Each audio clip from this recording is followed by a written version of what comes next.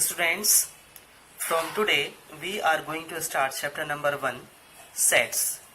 तो इसे स्टार्ट करने से पहले हम कुछ बेसिक टर्म्स के बारे में यहाँ पे डिस्कस करेंगे. लाइक जैसे कि हमने पहले भी पढ़ा हुआ है अबाउट द ग्रुप्स. पढ़ा भी नहीं होगा तो हमने सुना होगा ग्रुप्स के बारे में, कलेक्शन के बारे में. तो ये जो वर्ड्स हैं इनसे हम वी आर वेरी फैमिलियर कि जैसे हम ग्रुप की बात करते हैं तो ग्रुप मतलब क्या होता है, जहाँ पर कुछ चीज़ें जो रहती हैं वो क्या होती हैं, इकट्ठा होती हैं, उसे हम क्या बोल सकते हैं, वहाँ पर ग्रुप बोल सकते हैं. कलेक्शन का मीनिंग भी क्या होता है, चीज़ों को इकट्ठा करना, थिंग्स को कलेक्ट करना.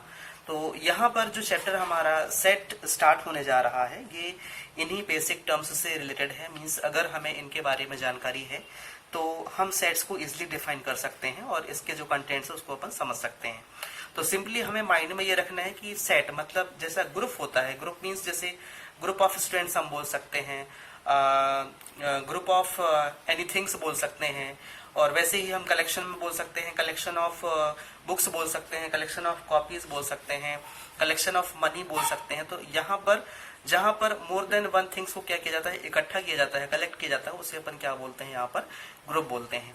तो उसे इस टर्म को यहाँ पर जैसे सेट दिया हुआ है, इस टर्म को समझने के लिए सबसे पहले हम इसकी यहाँ पर डेफिनेशन लिखते हैं और फिर डेफिनेशन के बाद में जो उसके कंटेंट्स हैं वो हम उसको यहाँ पे क्या करेंगे, एक्सपेंड करेंगे. तो इसकी डेफिनेशन है, सबसे पहले हम इसकी डेफिनेशन लिखते हैं यहाँ पर सेट की. तो सेट की डेफिनेशन है, a set is a well defined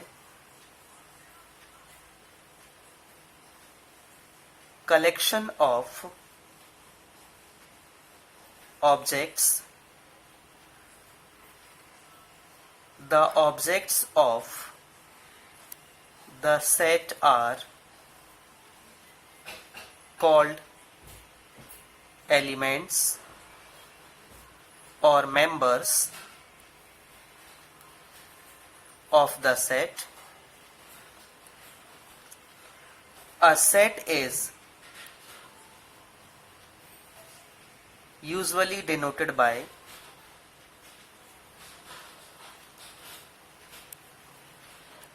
capital letter, while its element are denoted by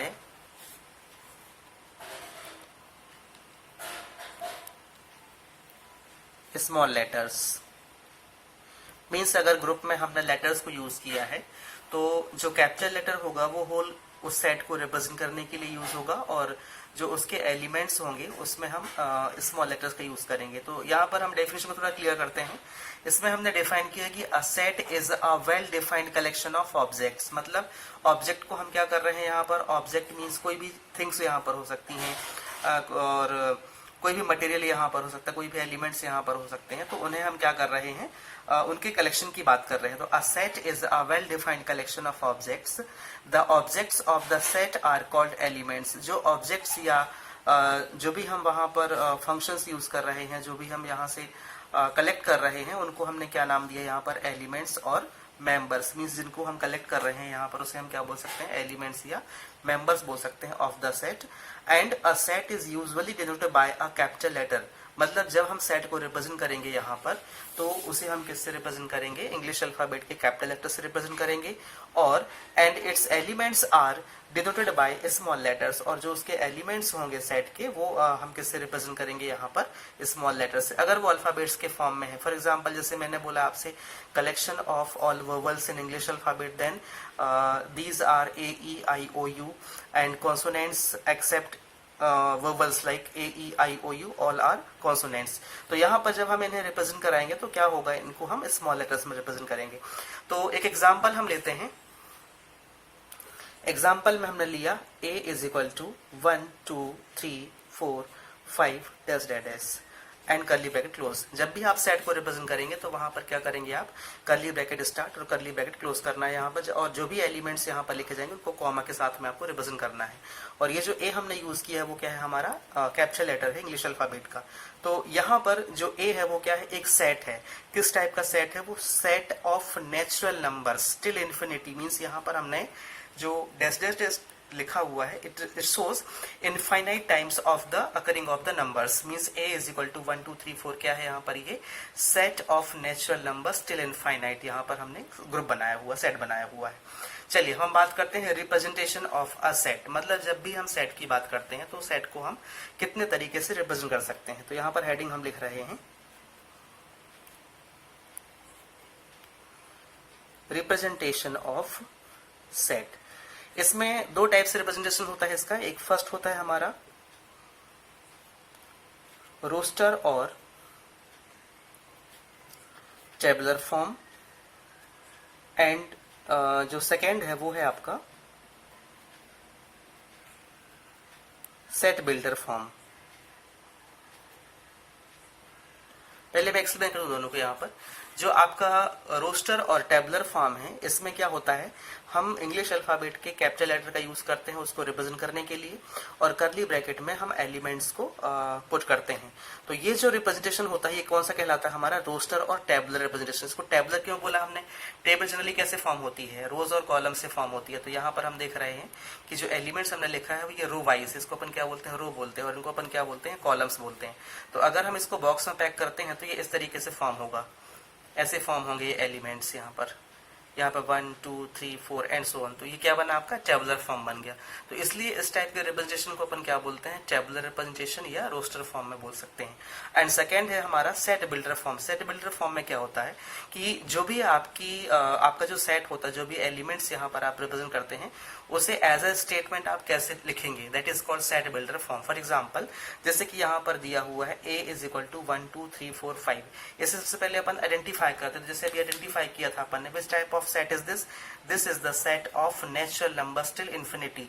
तो जो ये स्टेटमेंट मैंने कहा है, that statement is called set builder form. Means जब हम किसी सेट को सेट बिल्डर फॉर्म में रिप्रेजेंट करेंगे, जैसे फॉर एग्जाम्पल यही हम एग्जाम्पल ले रहे हैं, इसे जब हम सेट बिल्डर में रिप्रेजेंट करेंगे देन इसका स्टेटमेंट हम लिख सकते हैं set of natural numbers till infinity. This is the set builder form of the statement. इनको डिफाइन करते हैं अपन। तो सबसे पहला हमने क्या लिया है फर्स्ट में यहाँ पर, roster form. Roster form, all the objects of a set are listed and they are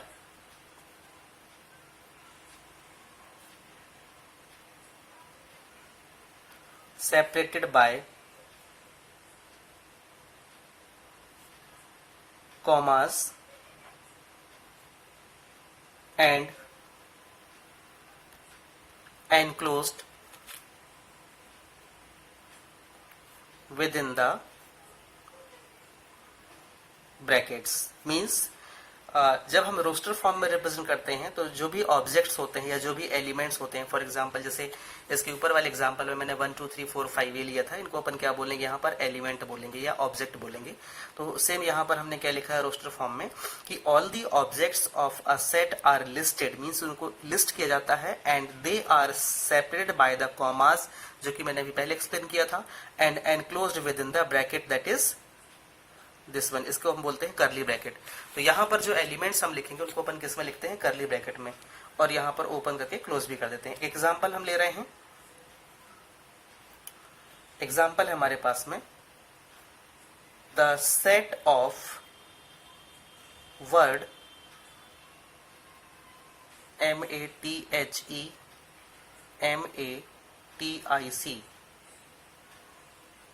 mathematics, the set of word mathematics. तो यहां पर हम क्या करेंगे, जब इसको हम सेट में रिप्रेजेंट करेंगे मीन्स रोस्टर फॉर्म में, then we will write is in curly bracket M, A, T, H, E, comma M A T I C S, then this is the roster form. यहाँ पे curly bracket close होगा.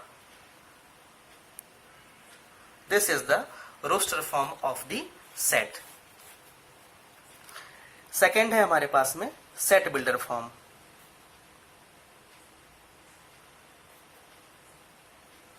Set builder form, set builder form में जैसे अभी मैंने बताया कि इसमें क्या होता है, जो हमारे एलिमेंट्स हैं या मेंबर्स हैं उसे हम किससे रिप्रेजेंट करते हैं, एक स्टेटमेंट के थ्रू रिप्रेजेंट करते हैं. सेट बिल्डर फॉर्म में पर्टिकुलर किसी भी सेट को हम एक स्टेटमेंट से रिप्रेजेंट करते हैं. यहाँ पर उसकी डेफिनेशन है, all the objects of a set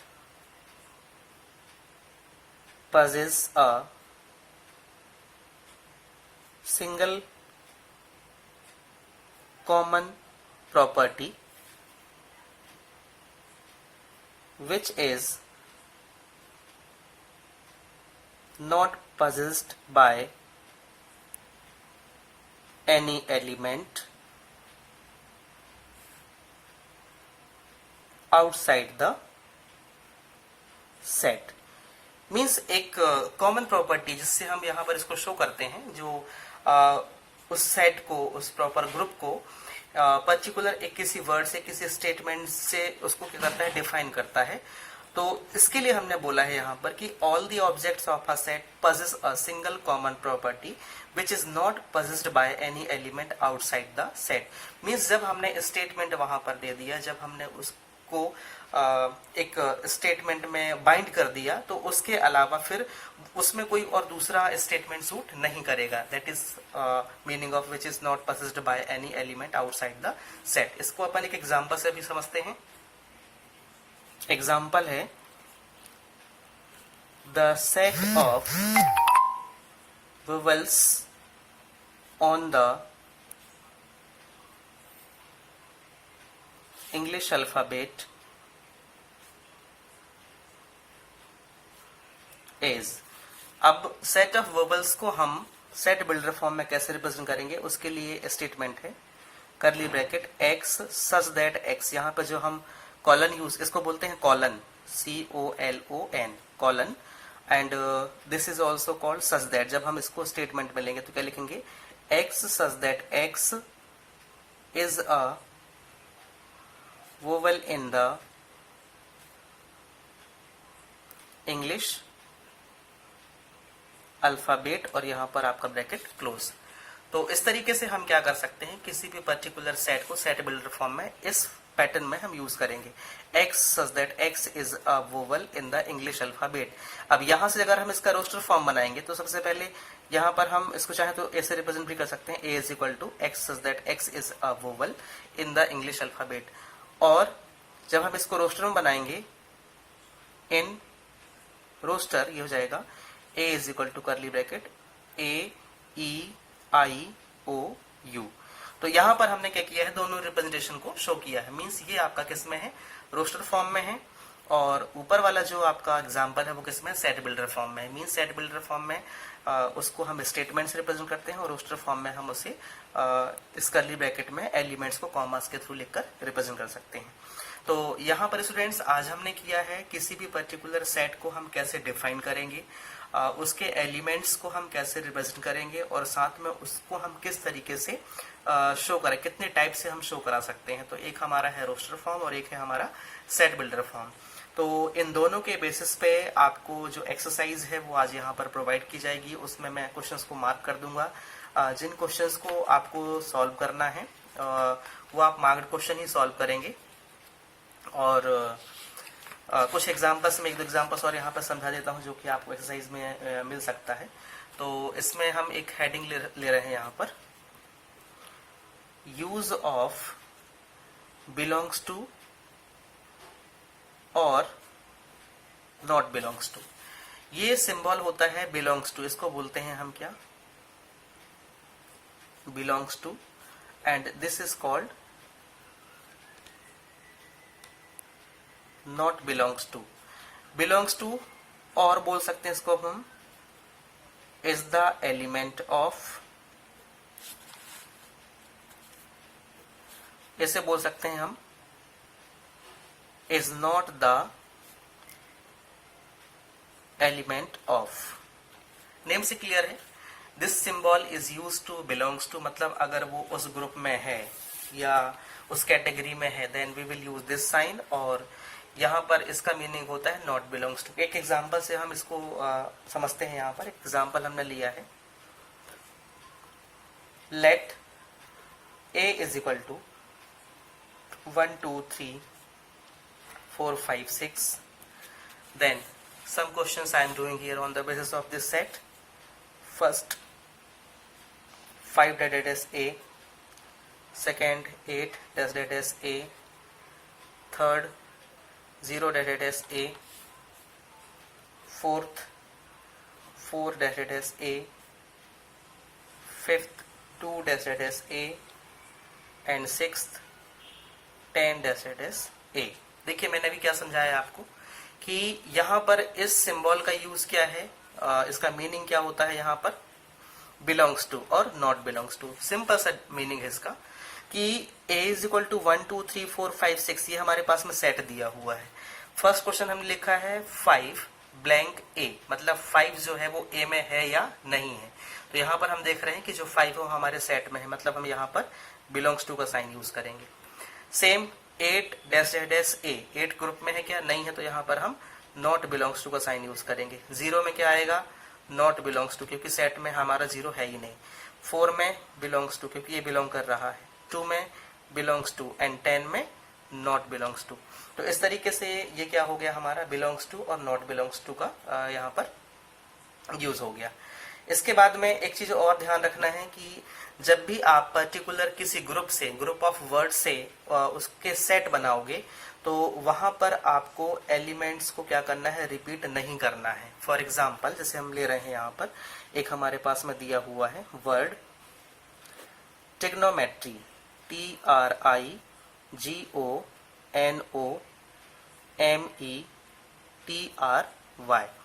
trigonometry. यहाँ पर ये ट्रिग्नोमेट्री जो वर्ड दिया हुआ है इससे हमें क्या करना है, सेट में कन्वर्ट करना है। सेट में कन्वर्ट करना मीन्स इसको हमको रोस्टर फॉर्म में बनाना है। तो रोस्टर ये स्टेटमेंट में है, वर्ड है, इसको हम जब रोस्टर फॉर्म में बनाएंगे तो ये हो जाएगा हमारा, सपोज इसको हमने ए से रिप्रेजेंट किया, ये बन जाएगा हमारा T, R, I, G, O, N, देखो यहाँ पे एन तक हम आ गए। अब अगेन जो हमारा ओ आ रहा है उसको हम स्किप करेंगे क्योंकि वो एक बार हम यहाँ पर यूज कर चुके हैं।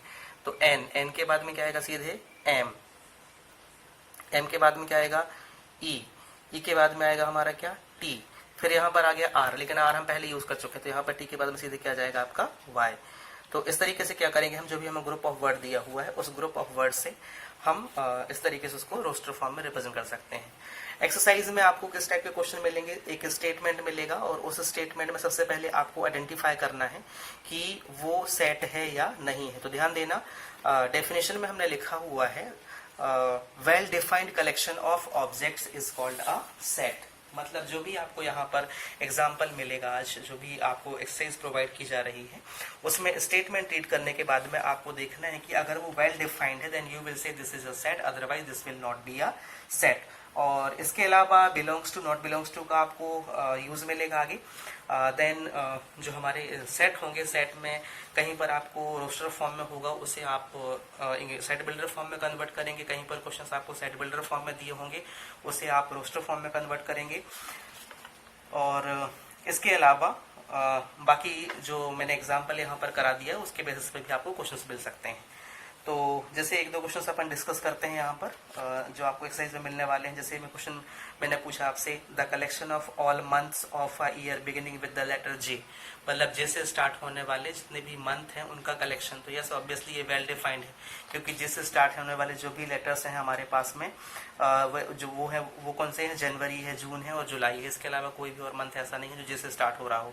तो क्या है, ये हमारा वेल डिफाइंड है। नेक्स्ट क्वेश्चन हम ले रहे हैं, the collection of 10 most talented writers of India. 10 most talented writers of India, मतलब ये आपका पॉइंट ऑफ व्यू के अकॉर्डिंग सेट नहीं होगा क्योंकि डिफरेंट पर्संस के लिए टैलेंटेड राइटर्स भी क्या होंगे, डिफरेंट होंगे। फॉर एग्जाम्पल मेरे लिए जो है वो मुंशी प्रेमचंद जो है वो टैलेंटेड है, हो सकता है आप लोगों के लिए कोई और होगा। तो इस तरीके से अगर अपन व्यू के अकॉर्डिंग अगर अपन यहाँ पे सेट कंसीडर करते हैं या पर्सन्स के अकॉर्डिंग अगर हम सेट बनाते हैं तो हमको हर एक पर्सन्स के अकॉर्डिंग डिफरेंट डिफरेंट सेट्स मिलेंगे, इसलिए इसको अपन वेल डिफाइंड नहीं बोल सकते हैं, this is not a set. आगे हम एक एग्जांपल और ले रहे हैं, a team of 11 best cricket batsman of the world. यहां पर बोला गया है best cricket batsman of the world. तो यहां पर भी अगर हम कलेक्शन बनाना चाहेंगे तो ये भी वेल डिफाइंड नहीं होगा, क्योंकि पॉइंट ऑफ व्यूज के अकॉर्डिंग हमें डिफरेंट डिफरेंट यहाँ पर बेस्ट तो मिलेंगे लेकिन वो क्या होंगे, डिफरेंट होंगे, तो इस कारण से वो भी क्या होगा, आपका सेट नहीं होगा। तो इस तरीके से स्टूडेंट्स आपको क्वेश्चंस यहाँ पर दिए जाएंगे, उन क्वेश्चंस को आपको सॉल्व करना है और इसके बाद जो हमारी एक्सरसाइज स्टार्ट होगी उसमें हमें करना है डिफरेंट टाइप्स ऑफ सेट, मतलब सेट के कितने टाइप्स होते हैं उनको अपन कैटेगरी वाइज डिफाइन करने के बाद में फिर हम उनके एग्जांपल्स को सॉल्व करेंगे। तो चलिए मिलते हैं हम नेक्स्ट क्लास में। बाकी का जो भी वर्क है यहाँ पर उसको आप टाइम पे वर्क करिए, इसके नोट्स आप बनाते रहिए, क्योंकि चैप्टर कंप्लीट होने के बाद में आपसे नोट्स की PDF फाइल मांगी जाएगी टीचर्स से, और टीचर्स को देना होगा आपको, और वो उसको चेक करके फिर आपको रिप्लाई देंगे और उसका रिकॉर्ड मेंटेन करेंगे स्कूल में।